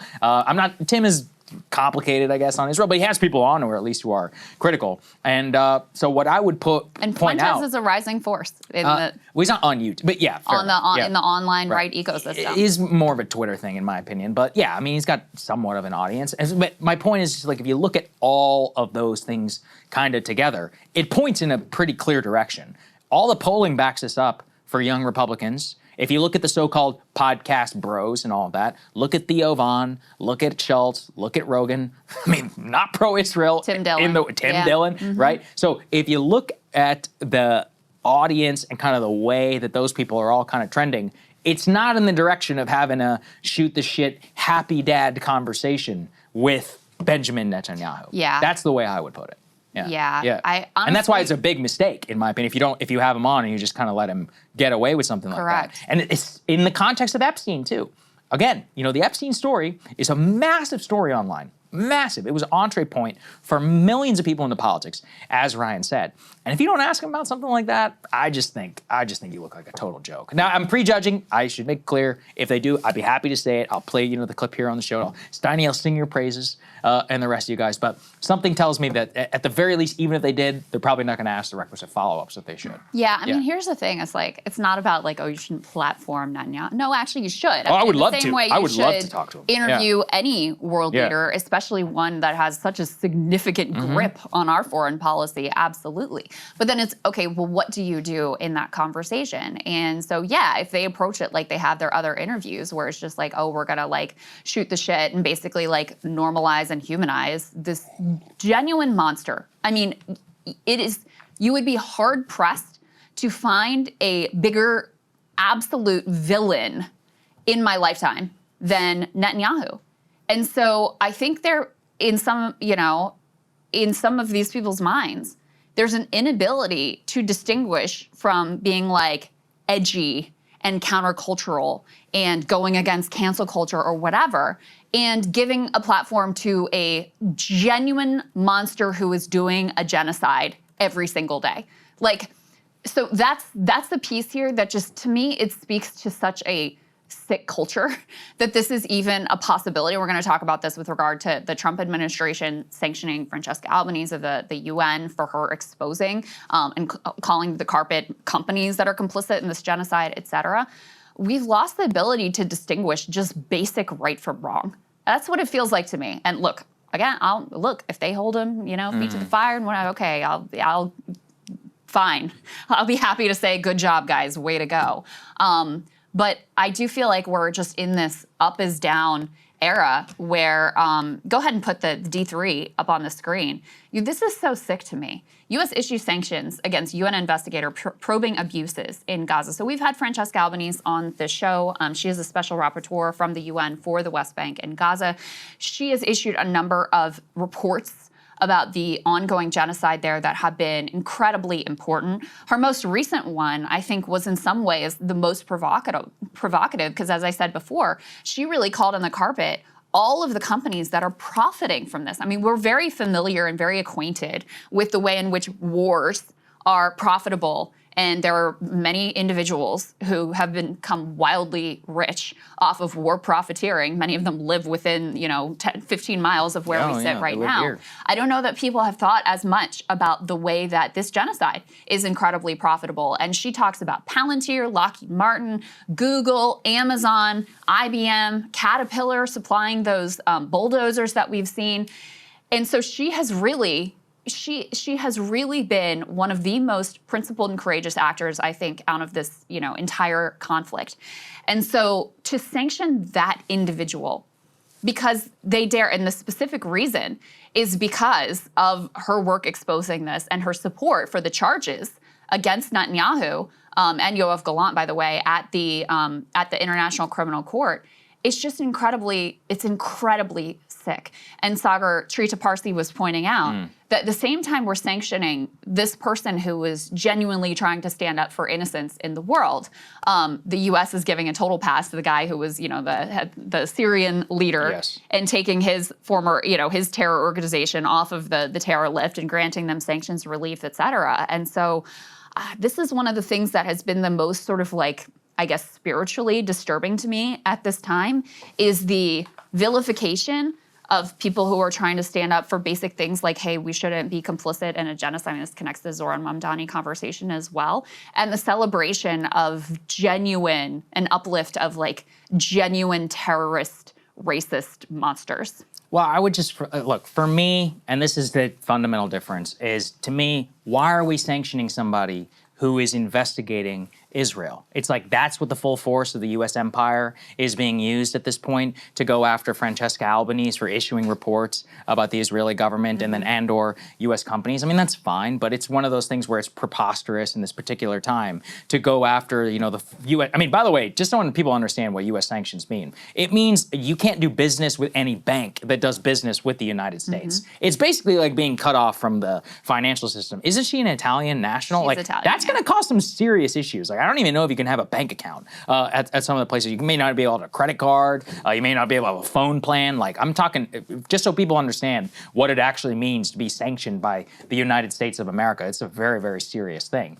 We're doing it basically to protect somebody who is going after the Israeli government. I mean, look, I like Francesca. I mean, she is going after us as well. Sure. You know, because we're so involved. Okay, fair. Yeah. I would just put it again as like a priorities thing for like, this is really what deserves sanctions, when again, you know, we're going to point out the hypocrisy of U.S. support here now for the Israeli-backed al-Qaeda leader in Syria. And just broadly, I mean, it's about the priorities. So for example, you know, we're recently suing Harvard University for more of these like anti-Semitism allegations. I actually have that. Can we put D5, please, up on the screen? The Trump administration is attacking Harvard's accreditation and a battle against the Ivy League school, and it's specifically about the indifference standard for the federal discrimination law, basically saying that they had indifference to the safety of Jewish students on campus. Why? Because they allowed people to protest the state of Israel. That is about a hijacking of the U.S. legal system.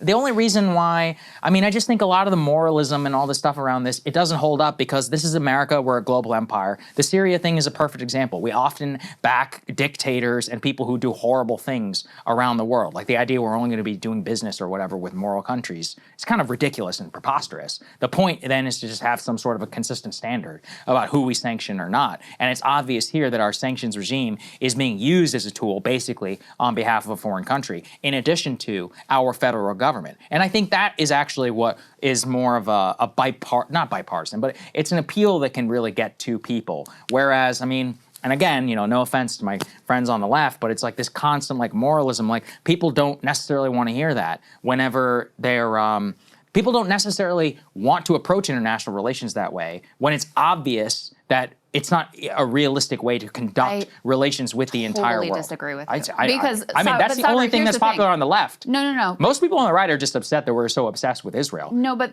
no, I don't think that's true. No, I do think it's true. I mean, I think that's part of it. I think it's also partly like just like a strain of brazen anti-Semitism of the Nick Fuentes of the world, et cetera. It's true. I mean, you can't deny that that's an element of it. It's just like, let me say, your reading of the American public, I think, is totally wrong. Because the reason that the polling on Israel has shifted so dramatically is because even if the U.S. government is and has always been full of shit on any sort of concern for human rights, the American people were not full of shit. Like, they actually believed that we should be a force for good in the world. Like, they actually thought of this country as like, you know, oh yeah, we mess up, but in general, like, we're the good guys. We're the good guys.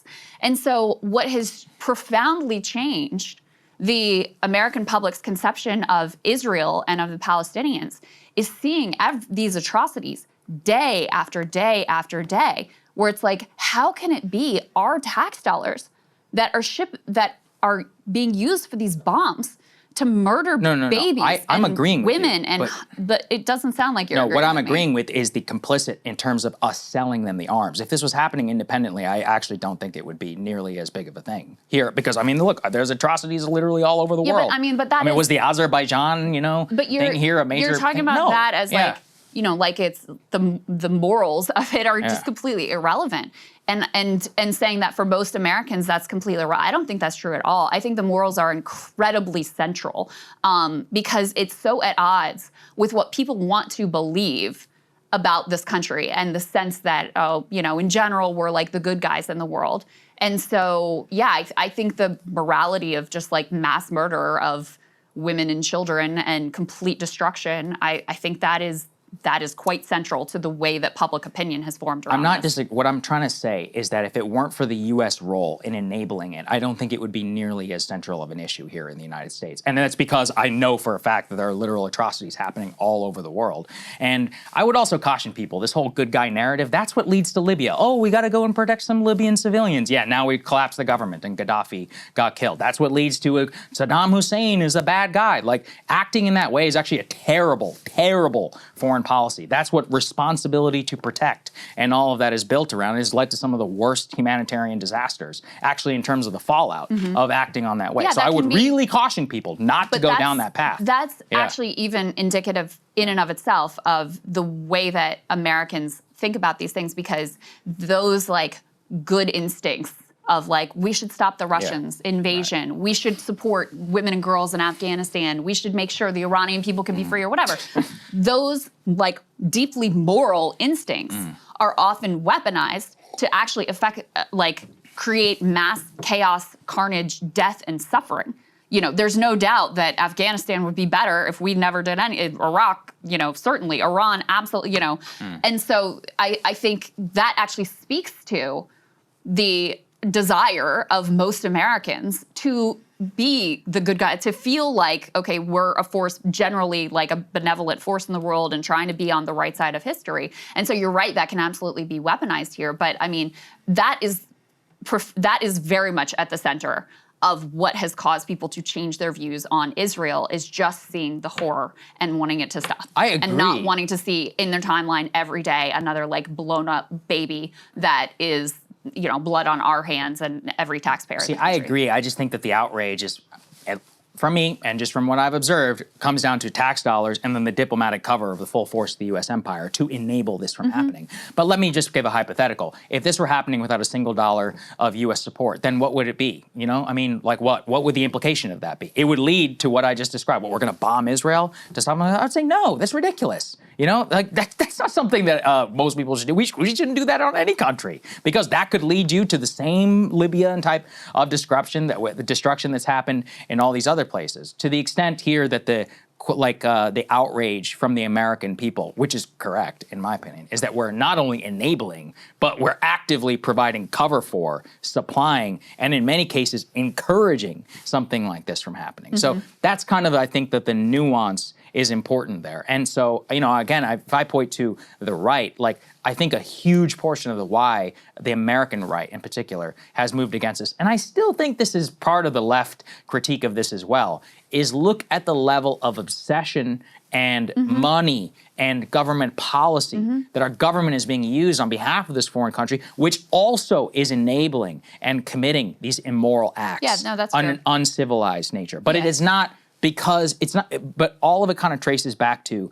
the level of obsession and the support from us. It's not about the individual act itself, except in some rare cases. There are great humanitarians all over the world who are, you know, the Congo or South Sudan or Kosovo and all these other things. But for example, if we were to look back to the Serbian intervention from NATO, that was done under the exact same terms. It was a disaster. It was a terrible idea. It didn't work. Actually led to pushing Russia away. I would give that as a great example of why we should not get involved, if, in particular, if the United States is staying out of it. And yes, I understand that sounds callous, but look at Ukraine, look at Libya, look at Kosovo. Kosovo, it's a disaster. Look at what happened with Serbia. Look at Iraq, look at Afghanistan. Nobody's better off because of the great, you know, moral U.S. empire. So this is, I caution from talking in these types of terms, because I've also seen it be weaponized. I don't know if you were here, but you know, I talked about how Elie Wiesel's son went on Fox News and used his father's legacy to say that we should bomb Iran, because he said, my father was always very upset that the United States never bombed the death camps, and that's why this genocidal regime, America has to come in and to. It's like, whoa, hold on a second, we can't be putting that type of standard in terms of how the U.S. should operate. And so I just think defining the terms in terms of U.S. support, U.S. protecting these people, also obviously blatantly hypocritical on all of this, and trying to have some sort of consistent standard of, look, we do what's good for us. And, yes, there's tragedy all around the world, but at the end of the day, we're just going to pursue our own interests. That seems to be the middle ground for a real American foreign policy that most people can get behind. In the case of Israel specifically, that's also true that they just would not be able to do what they're doing with them. That's also objectively correct. Very true. I mean, they couldn't fight, they're fighting a war in like 6 different fronts right now. Like, you can't do that. They are completely shielded from the consequences of their actions because of us. And so, yeah, I do think Americans are much more deeply invested in this particular conflict. Well, number one, because the horror is just, I do think it is the worst atrocity that we have seen in our lifetimes. But number two, certainly, because it's our bombs, it's our dollars. We are the baddies. We are the bad guys here.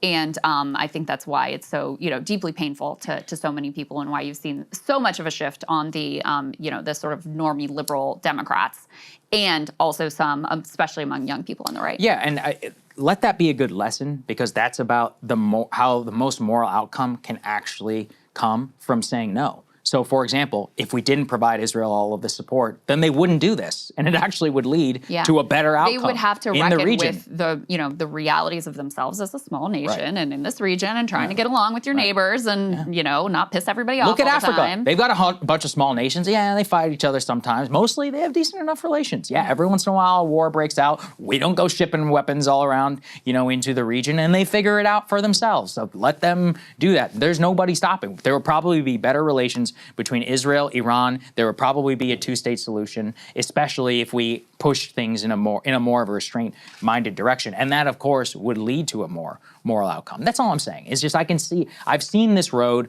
go way too far under Samantha Powers, the responsibility to protect doctrine. And I do always worry about setting some standard from the United States as having to be the world's policeman for good, abroad. And I've seen that hijacked in a horrible way in the past. So I want people to define their terms around Gaza and Israel very specifically, to make sure that it's not hijacked by somebody, sometime in the future, because it can lead in a very, very dangerous direction. That's all I was trying to say. All right, let's talk about Amazon. Yeah, let's do it. This is the final thing that will end, which is very important for our economy. Let's put this up there on the screen. And Amazon Prime Day sales are now off 41% on the first day, their brand advisor says. Needless to say, that's a little bit of a disaster there for the company, but it's actually kind of an interesting story if we think about what it means for e-commerce, tariffs, and also consumerism, which is unfortunately the backbone of the United States economy. What they point out here